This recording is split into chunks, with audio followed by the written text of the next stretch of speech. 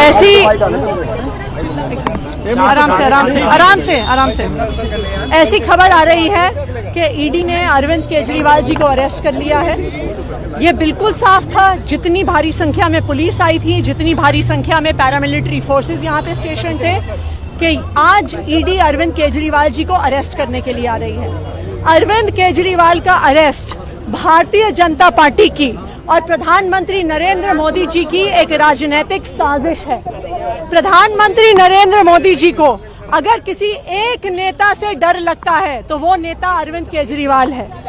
2 साल में जब से इस केस का इन्वेस्टिगेशन चल रहा है, 2 साल में 1 रुपए की भी रिकवरी ना ईडी ना सीबीआई कर पाई है।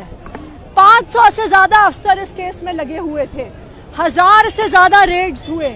आम आदमी पार्टी के नेताओं के घर, मंत्रियों के घर, उनके ऑफिसेज में हर जगह रेड हुई, लेकिन उसके बावजूद 1 रुपया आज तक नहीं मिला है।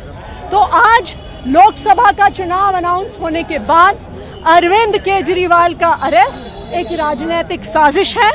लेकिन मैं प्रधानमंत्री नरेंद्र मोदी जी को कहना चाहती हूं कि अरविंद केजरीवाल सिर्फ एक इंसान नहीं है, अरविंद केजरीवाल एक विचार है। अगर आपको लगता है कि एक अरविंद केजरीवाल को गिरफ्तार करके आप इस विचार को खत्म कर सकते हो तो आपको गलत लगता है।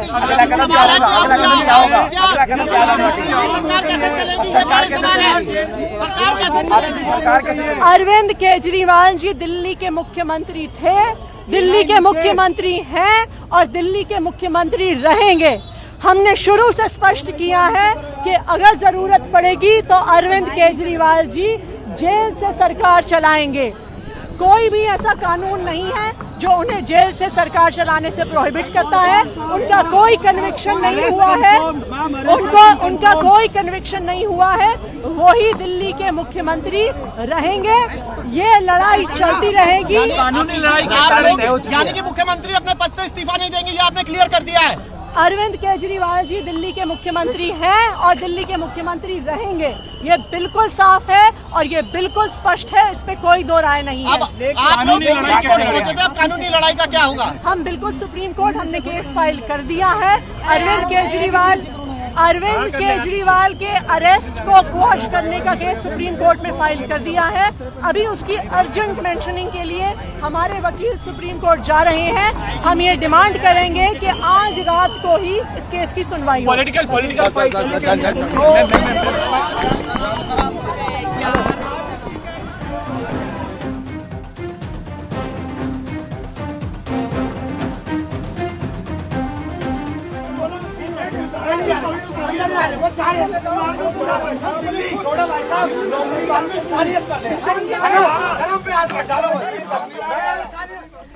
ఢిల్లీ లిక్కర్ స్కామ్ కేసులో బిగ్గెస్ట్ టర్న్ అని చెప్పొచ్చు. బిగ్గెస్ట్ అరెస్ట్ కూడా జరిగింది. ఢిల్లీ సీఎం అరవింద్ కేజ్రీవాల్ ని కొద్దిసేపటి క్రితం ఈడీ అరెస్ట్ చేసింది.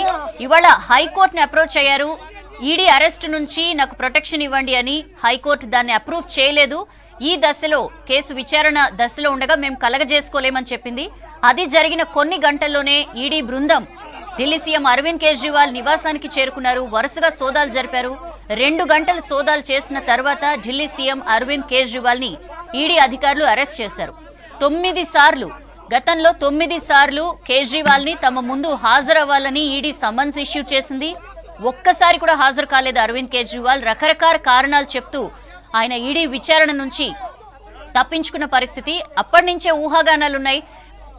దాని నేపథ్యంలో ఇవాళ ఆయన హైకోర్టును అప్రోచ్ అయ్యారు. ఈడీ చర్యల నుంచి తనకి షీల్డింగ్ కావాలని. బట్ హైకోర్టు దాన్ని నిరాకరించింది. కొన్ని గంటల్లోనే జరిగిన ఈ పరిణామం. కేజ్రీవాల్ అరెస్ట్ ని కూటమి నేతలంతా ఖండించారు. కొద్దిసేపటి క్రితం మనం చూసాం మినిస్టర్ ఆతిషి మాట్లాడుతూ క్లియర్ గా చెప్పారు, ప్రతిపక్షాలని భయపెట్టే ప్రయత్నం జరుగుతోంది. ఇది మేము లీగల్ గా దీని మీద పోరాడుతున్నాం. ఆల్రెడీ సుప్రీంకోర్టులో ఒక పిటిషన్ వేశాం. ఈ రాత్రికే హియరింగ్ జరిగేలా మేము రిక్వెస్ట్ చేయబోతున్నాం అని చెప్పి కూడా మాట్లాడారు. సీఎం గా ఎవరుంటారు అన్న విషయానికి కూడా ఆవిడ స్పందించారు. ఢిల్లీ సీఎం గా కేజ్రీవాలే ఉంటారు, అందులో ఎలాంటి డౌట్ లేదు. అవసరమైతే జైలు నుంచి కూడా వారు పరిపాలన కొనసాగిస్తారు అని చెప్పి మంత్రి ఆతిషి చెప్పారు. అప్డేట్స్ తెలుసుకుందాం. మదార్ మనతో లైవ్ లో జాయిన్ అవుతున్నారు. మదార్, అక్కడ సిచ్యుయేషన్ ఏంటి? అక్కడి నుంచి కేజ్రీవాల్ ని తీసుకుని వెళ్ళిపోయారా ఈడీ అధికారులు? బిగ్ బ్రేకింగ్ సౌజన్య. ఢిల్లీ ముఖ్యమంత్రి అరవింద్ కేజ్రీవాల్ ని ప్రస్తుతం ఈడీ అదుపులోకి తీసుకున్నట్టుగా సమాచారం అంతా ఉంది. మరి కాసేపట్లోనే ఆయన్ని ఈడీ ప్రధాన కార్యాలయానికి తరలించబోతున్నారు. ఇప్పటికే ఢిల్లీ ముఖ్యమంత్రి అరవింద్ కేజ్రీవాల్ నివాసం దగ్గర 144 సెక్షన్ ని విధించారు. భారీగా ఆమ్ ఆద్మీ పార్టీకి సంబంధించిన కార్యకర్తలు ఆప్ కన్వీనర్ అరవింద్ కేజ్రీవాల్ నివాసానికి వస్తుండటంతో వారిని కట్టడి చేస్తున్నారు.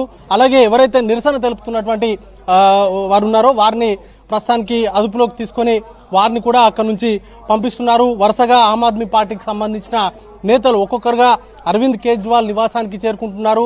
మరికొద్దిసేపట్లోనే అరవింద్ కేజ్రీవాల్ ని నేరుగా ఈడీ కార్యాలయానికి తీసుకొస్తారు. రేపు మధ్యాహ్నం తర్వాత రౌజ్ అవెన్యూ కోర్టు ముందు సిబిఐ ప్రత్యేక న్యాయస్థానం ముందు అరవింద్ కేజ్రీవాల్ ని ప్రవేశపెట్టి కస్టడీ కోరేటువంటి అవకాశం ఉంది. ఇప్పటికే ఈ కేసుకు సంబంధించి అనేక ఆరోపణలు ఉన్నాయి. అరవింద్ కేజ్రీవాల్ కు సంబంధించి ఆయనే పాత్రతోటే దీనికి సంబంధించినటువంటి వ్యవహారం అంతా కూడా నడిచింది. ఆయన సూచనల మేరకే 100 కోట్ల రూపాయలకు సంబంధించిన కిక్ బ్యాక్స్ అనేది చేతులు మారాయి. సౌత్ లాబీకి సంబంధించి 100 కోట్ల రూపాయలని ముడుపుగా ఆ హవాలా మార్గంలో తరలించారు. వాటిని పంజాబ్, ఢిల్లీ, గోవా ఎన్నికల్లో వాటిని ఉపయోగించారు అనేది ప్రధాన అభియోగము. దీనికి సంబంధించి అనేక రోజుల నుంచి కూడా సస్పెన్స్ కొనసాగుతా ఉంది. అరవింద్ కేజ్రీవాల్ కు సంబంధించి అరెస్ట్ కు సంబంధించి ఇప్పటికే 9 సార్లు ఆయనకు ఈడీ నోటీసులు ఇచ్చింది. గతంలో ఎన్నికల ప్రక్రియలో ఉన్నానంటూ ఒకసారి ఆయన రాలేదు. తర్వాత నుంచి కూడా ఇప్పటి వరకు ఇచ్చినటువంటి 9 సార్లు కూడా వివిధ కారణాలు చూపెడుతూ ఆయన ఈడీకి సంబంధించిన విచారణకు రాలేదు. కేవలం ఒక్కసారి ఆయన సిబిఐకి సంబంధించిన విచారణకు ఎదుర్కొన్నారు. ఆ రోజు కూడా సుదీర్ఘంగా విచారణ అనేది కూడా సాగింది. సుమారు 7-8 గంటల పాటు సిబిఐ ఆయన్ని క్వశ్చన్ చేసింది. ఆ తర్వాత నుంచి ఈడీ 9 సార్లు పిలిచినా ఆయన విచారణకు హాజరు కానటువంటి పరిస్థితి. ఈ నేపథ్యంలోనే పెద్ద క్వశ్చన్ అనేది కూడా రేజ్ అవుతా ఉంది. ఇప్పటికే ఆమ్ ఆద్మీ పార్టీకి సంబంధించిన నేతలందరూ కూడా దాన్ని రేజ్ చేస్తా ఉన్నారు. కేవలం ఎన్నికల్లో ఆమ్ ఆద్మీ పార్టీ నుంచి అరవింద్ కేజ్రీవాల్ ప్రచారం చేయకుండా అడ్డుకోవడంలో భాగంగానే అరవింద్ కేజ్రీవాల్ తో పాటు ఆమ్ ఆద్మీ పార్టీకి సంబంధించిన కీలక నేతల్ని అదుపులోకి తీసుకున్నారు. దానిలో భాగంగానే రాజకీయ కక్ష సాధింపులో భాగంగానే అరవింద్ కేజ్రీవాల్ ని అదుపులోకి అరెస్ట్ చేస్తున్నారు అనేటువంటి ఆరోపణలు చేస్తున్నారు.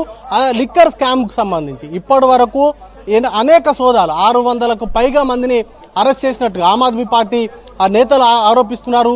సుమారు దేశవ్యాప్తంగా హైదరాబాద్, ఢిల్లీ, ఇటు చెన్నైతో వంటి పలు ప్రాంతాల్లో 245కు పైగా ప్రాంతాల్లో సోదాలు అనేది కూడా నిర్వహించారు. మల్టిపుల్ టైమ్స్ మనీష్ సిసోడియా నివాసంలో, అలాగే అరవింద్ కేజ్రీవాల్ కు సంబంధించిన సంబంధికుల నీళ్లలో కూడా సోదాలు నిర్వహించారు. అయితే ఆమ్ ఆద్మీ పార్టీకి సంబంధించిన నేతల ఆరోపణ ప్రకారం ఇప్పటి వరకు ఈడీ ఆరోపిస్తున్నట్లుగా లేకపోతే సిబిఐ ఆరోపిస్తున్నట్లుగా ఈ కేసుకు సంబంధించి అరవింద్ కేజ్రీవాల్ నుంచి కావచ్చు, లేకపోతే ఆమ్ ఆద్మీ పార్టీకి సంబంధించిన నేతల నుంచి కావచ్చు, ₹1 కూడా వారు రికవరీ చేయలేదు. అలాగే అరవింద్ కేజ్రీవాల్ కు సంబంధించినటువంటి పాత్రకు సంబంధించి కూడా వ్యతిరేకంగా ఎలాంటి సాక్ష్యాధారాలు లేవు అనేటువంటి అంశాన్ని వారు తెరపైకి తీసుకొస్తున్నారు. కేవలం బీజేపీని నిర్వహించేది ఆమ్ ఆద్మీ పార్టీ మాత్రమే. గతంలో 2 సార్లు ఢిల్లీలో బీజేపీని ఓడించింది ఆమ్ ఆద్మీ పార్టీయే. అలాగే దేశవ్యాప్తంగా కొంత వేగంగా విస్తరిస్తున్నటువంటి రాజకీయ పార్టీ ఏదైనా ఉంది అంటే అది ఆమ్ ఆద్మీ పార్టీ మాత్రమే. ఖచ్చితంగా రానున్నటువంటి లోక్సభ ఎన్నికల్లో ఆమ్ ఆద్మీ పార్టీ క్రియాశీలక పాత్ర అనేది కూడా పోషిస్తుంది. కాబట్టి ఆమ్ ఆద్మీ పార్టీకి సంబంధించిన కీలక నేతల్ని ప్రచారంలో ఉంచకుండా చేయడంలో భాగంగానే ఈడీ కావచ్చు, లేకపోతే కేంద్ర దర్యాప్తు సంస్థలను ఉపయోగించుకొని అరవింద్ కేజ్రీవాల్ ని అరెస్ట్ చేస్తున్నారు అనేటువంటి ఆరోపణలు ఆమ్ ఆద్మీ పార్టీ నుంచి వస్తున్నాయి. ఇక ఈ అరెస్టుకు సంబంధించి ఈ రోజు మధ్యాహ్నం నుంచే దీనికి సంబంధించిన ఊహాగానాలు అనేది కూడా ఊపందుకున్నాయి. హైకోర్టుకు సంబంధించి ఆయనకు సంబంధించి బలవంతపు చర్యలు తీసుకోకుండా ఈడీని ఆదేశించాలంటూ పిటిషన్ ఫైల్ చేశారు. దానికి సంబంధించినటువంటి విచారణ సందర్భంగానే ఆయనకు ఎలాంటి షీల్డింగ్ అనేది కూడా ఇవ్వలేము, ఈ దశలో తాము జోక్యం చేసుకోలేమంటూ స్పష్టం చేసిన తర్వాత అప్పటి నుంచి కూడా ఈడీకి సంబంధించి అధికారులు అరెస్ట్ చేసేటువంటి అవకాశం ఉందనేటువంటి ప్రచారం జోరుగా సాగింది. మరోవైపు మొన్న 9వ ఇచ్చినటువంటి నోటీసులో ఈ రోజు ఆయన విచారణకు రావాలి, కానీ ఉదయం నుంచి ఇప్పటి వరకు కూడా ఆయన విచారణకు రాకపోవడంతో నేరుగా ఈడీకి సంబంధించిన అధికారులు మొన్న కవితను అరెస్ట్ చేసినటువంటి సందర్భంలో ఎవరైతే కీ రోల్ పోషించారో జోగిందర్ సింగ్ అడిషనల్ డైరెక్టర్ గా ఉన్నారు ఈడీకి సంబంధించి, ఆయన నేతృత్వంలోనే ఈ రోజు అరవింద్ కేజ్రీవాల్ నివాసంలో కూడా సోదాలు నిర్వహించారు. సుమారు 2 గంటల పాటు ఆయన నివాసంలో సోదాలు నిర్వహించి సెర్చ్ కు సంబంధించిన వారెంట్ని ఇచ్చారు. దానికి సంబంధించి ఆ తర్వాత సోదాలు ముగిసిన తర్వాత ఆయనకు సంబంధించిన అరెస్ట్ మెమోను కూడా అరవింద్ కేజ్రీవాల్కి ఇచ్చినట్టుగా తెలుస్తా ఉంది. దానిపైన ఆయన సంతకం కూడా చేశారు. మరి కాసేపట్లోనే ఆయన్ని ఈడీ ప్రధాన కార్యాలయానికి తీసుకురాబోతున్నారు. ఈడీకి సంబంధించిన ప్రధాన కార్యాలయం దగ్గర కూడా 144 సెక్షన్ ని విధించారు. ఆమ్ ఆద్మీ పార్టీకి సంబంధించి ఇక్కడ ప్రస్తుతం ఢిల్లీలో అధికారంలో ఉంది. మాస్ లో చాలా ఎక్కువ ఫాలోయింగ్ ఉన్నటువంటి పార్టీ. సో ఇక్కడ అరవింద్ కేజ్రీవాల్ అరెస్టును నిరసిస్తూ పెద్ద సంఖ్యలో ఆమ్ ఆద్మీ పార్టీకి సంబంధించిన కార్యకర్తలు హాజరయ్యేటువంటి అవకాశం ఉంది. కాబట్టి ముందస్తుగానే 144 సెక్షన్ విధించడంతో పాటు ఈడీ ప్రధాన కార్యాలయానికి వచ్చేటువంటి అన్ని మార్గాలకు సంబంధించి భారీ గేట్లను ఏర్పాటు చేశారు. కేవలం అనుమతి ఉన్నటువంటి వారిని మాత్రమే లోపలికి అనుమతించేటువంటి అవకాశం ఉంది. మిగతా వారిని కూడా ఎట్టి పరిస్థితుల్లో లోపలికి రాకుండా దానికి సంబంధించినటువంటి సెక్యూరిటీ వైజ్ గా తీసుకోవాల్సినటువంటి ఏర్పాట్లు కూడా చేశారు. ఇక అరెస్టుకు సంబంధించి ఆమ్ ఆద్మీ పార్టీకి సంబంధించిన నేతలు కూడా కొద్దిసేపటి క్రితమే మాట్లాడారు. దీనిపైన లీగల్ గా తాము పోరాడతాము, లీగల్ గా ఉన్నటువంటి ఆప్షన్స్ అన్ని పరిశీలించబోతున్నాము. ఇప్పటికే సాయంత్రం ఈడీ అధికారులు అరవింద్ కేజ్రీవాల్ నివాసానికి చేరుకోగానే హైకోర్టు ఇచ్చినటువంటి ఉత్తర్వులను సవాలు చేస్తూ సుప్రీంకోర్టును ఆశ్రయించారు. సుప్రీంకోర్టుకు సంబంధించి అత్యవసర విచారణ చేపట్టాల్సిందిగా సుప్రీంకోర్టును కోరినట్టుగా సమాచారం ఉంది. అయితే దానిపైన అత్యవసర విచారణకు సుప్రీంకోర్టు అంగీకరిస్తుందా లేదా అనేది కూడా చూడాల్సి ఉంటుంది. ఎందుకంటే ఒక ముఖ్యమంత్రి స్థాయి వ్యక్తిని అరెస్ట్ చేస్తుండడము, దానికి సంబంధించి ఇప్పటికే లెఫ్టినెంట్ గవర్నర్ కావచ్చు లేకపోతే స్పీకర్ కూడా సమాచారం ఇచ్చినటువంటి పరిస్థితి ఉంది. కాబట్టి దీనికి సంబంధించి మరి కాసేపట్లోనే లీగల్ గా ఎలాంటి ప్రొసీజర్ చేయబోతున్నారనే దానిపైన స్పష్టత అనేది కూడా రాబోతా ఉంది. సౌజన్య.